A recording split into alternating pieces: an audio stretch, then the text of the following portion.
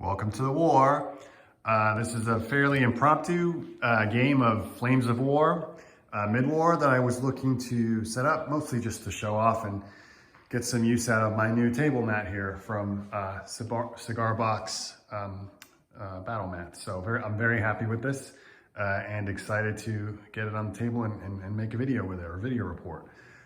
So pretty straightforward. It's going to be 95 points per side dust up mission. I've already laid out the terrain and the objectives. So you can see the dark tokens are the German objectives, and the lighter ones, you see in the top right there and over here, are the British ones. I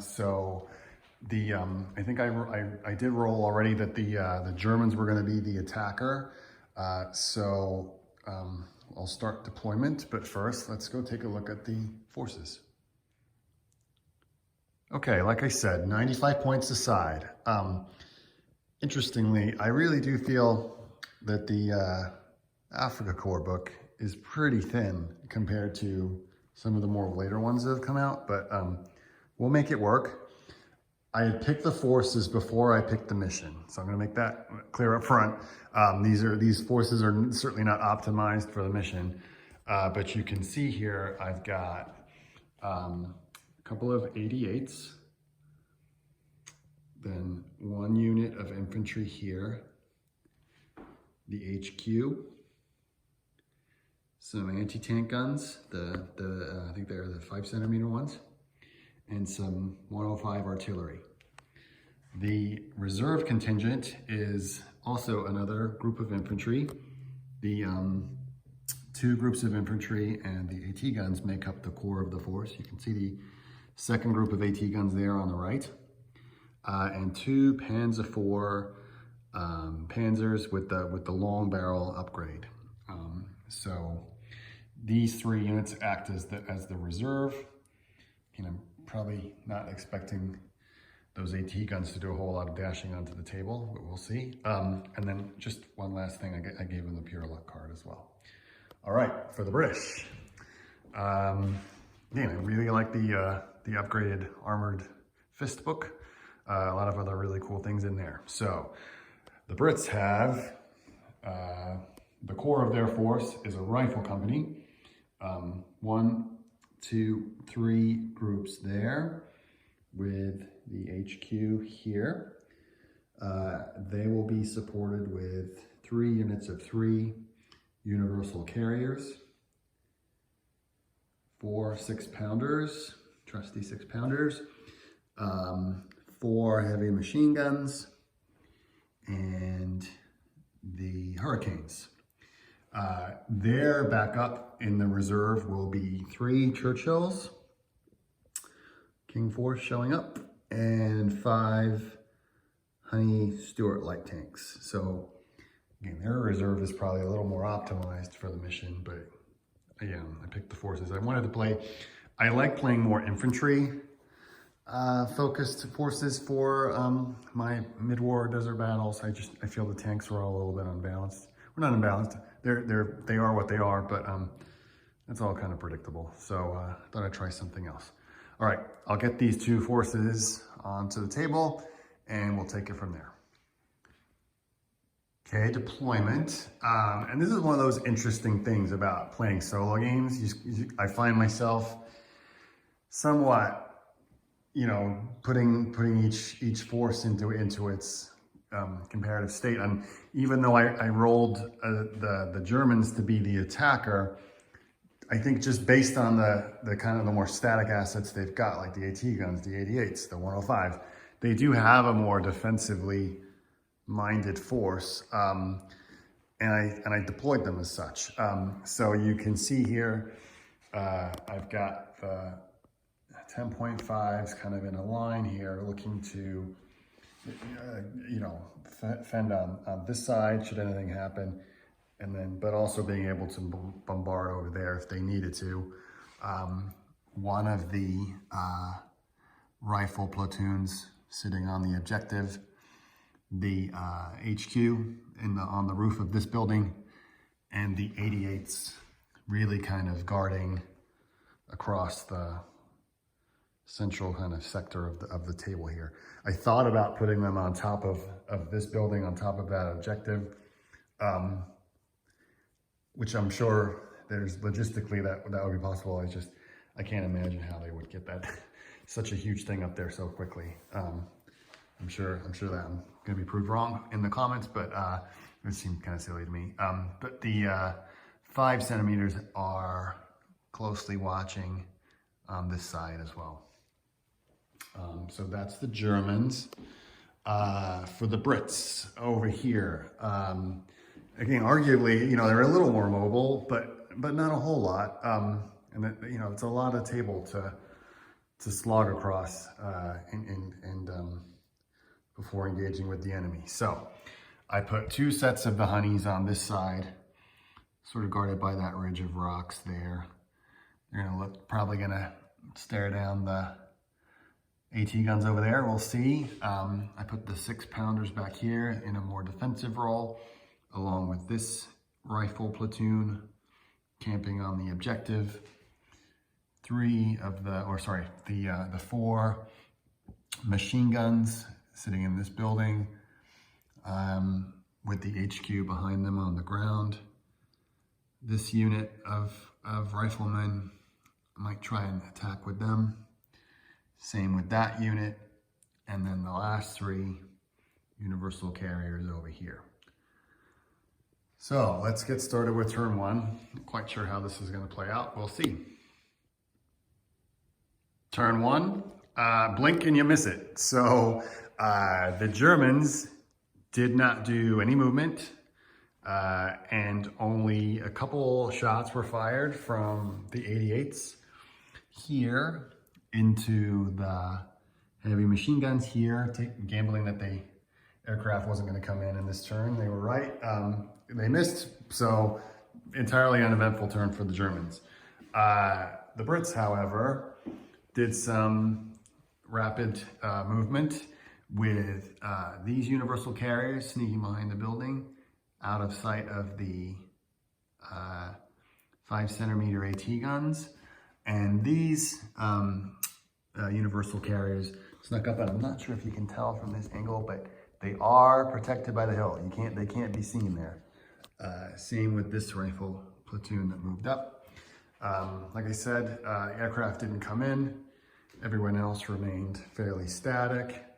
And over here, where our reserves are going to come on for the British, those universal carriers moved up too. On to turn 2. Turn 2, not insignificant for the Germans.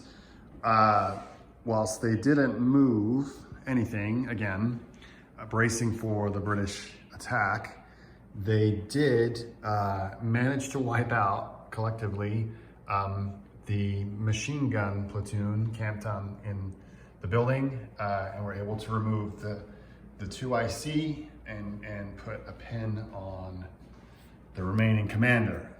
The 88s caused 2 kills. The 105s dropped a template on them, causing the pin and another casualty. And then the British failed their morale check, or the good spirits, last stand, whatever it's called, and ran. The planes did come in, looking to cause some trouble here on the 105s, to no avail. Meanwhile, the British universal carriers advanced over here, taking cover by those rocks out of sight. And eventfully, over here, the universal carriers were able to, if not kill, at least pin the 5 centimeter guns here, and the rifle platoon there dashed, used their terrain dash, so unable to shoot, but they are in somewhat of a precarious position in front of those 88s, but low rate of fire. Hopefully that won't be too much of a gamble. So let's see what happens in turn 3. A highly eventful turn 3. Where to start? So on this end of the table, the Hurricanes again were able to come in and took out 2 of the 105s, followed by the 3 Universal Carriers who were able to sneak up and take out another one, leaving just the one lone gun piece. We'll see if it passed morale and last stand in the following turn. Highly eventful segment or set of actions over here. The British were able to, the British Rifle Company assaulted the 88s, took them out of action, contesting or holding the objective. The Universal Carriers quickly, 3 of them flanked the AT guns that were here, shooting and killing one and assaulting another one, or killing it in assault and effectively taking them all out because they couldn't retreat the requisite 6 inches. However, 2 Panzer IV long barrels are now in the battle, and on the next turn, they're obviously going to have to race over to contest that objective.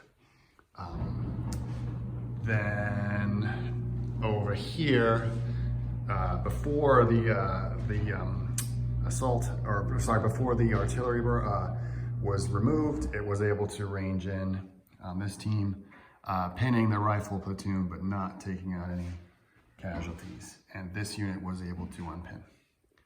All right, on to turn 4. This could be over pretty fast if we don't see some positive action from the Germans. Okay, turn 4. The Germans were able to pull on another reserve using the pure luck card. Don't try that at home. They were able to pull it off and get an extra reserve in, threatening some of the Universal Carriers.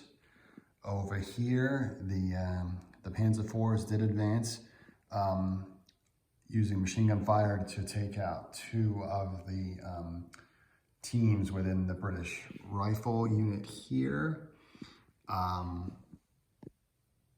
The German rifle platoon was able to move up and contest the objective there, doing a swap with the German rifle HQ, now covering this objective. However, the Universal Carriers swinging around the side of this building, there'll be a threat to this objective in the next turn. And the British were able to bring on some reserves. You can see the 5 Honey Stewarts bearing down on them. They cross-country or terrain dashed, whichever it was, right across the table, and they're going to be a threat. So I'm feeling a real squeeze for the Germans in the next turn. However, the British unit here is certainly facing a tough turn ahead. I'm imagining that this unit will unpin and attack them or assault them, and the Panzer IVs are bearing down. I foolishly had this unit, the rifle platoon, shoot when they probably should have dug in and got some protection on close to the objective. And you can see this convenient little parking lot of Universal Carriers holding the objective out of sight effectively from the Panzer IVs here, tucked behind the wall. Really, unfortunately, no threat to any of the British objectives right now.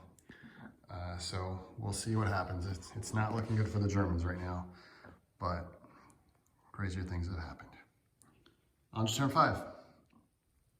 Turn 5 in what is rapidly devolved into a very one-sided game. So, as expected, the massive machine gun fire over here overwhelmed both the HQ and the significant casualties were caused to that German rifle platoon.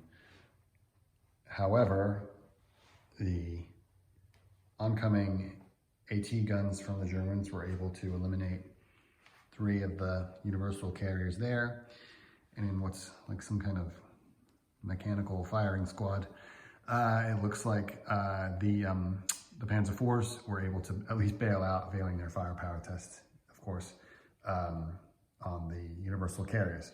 However, meaning this objective is currently contested, and at the beginning of the next British turn, if no one's over there, they'll win automatically. I don't really see a way out around that. Again, really uneventful over on this side of the table. The British comfortably holding their objectives under absolutely no threat. Play out turn 5. We don't know where this is going, but we'll see. Well, that was a quick turn. The Germans failed to rally the last unit that was here, meaning they only have one rifle unit in reserve, not enough, and effectively failed their last stand. So there we go, victory for the British. I gotta be honest, I usually find the German or the Africa Corps really hard for the British to defeat, especially without taking 17 pounders.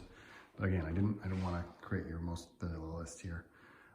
So it was an entertaining game for me. Unexpected, at least. Hope it was fun to watch, and I'm sure I'll be playing some more games, some more missions pretty soon. So thanks for watching.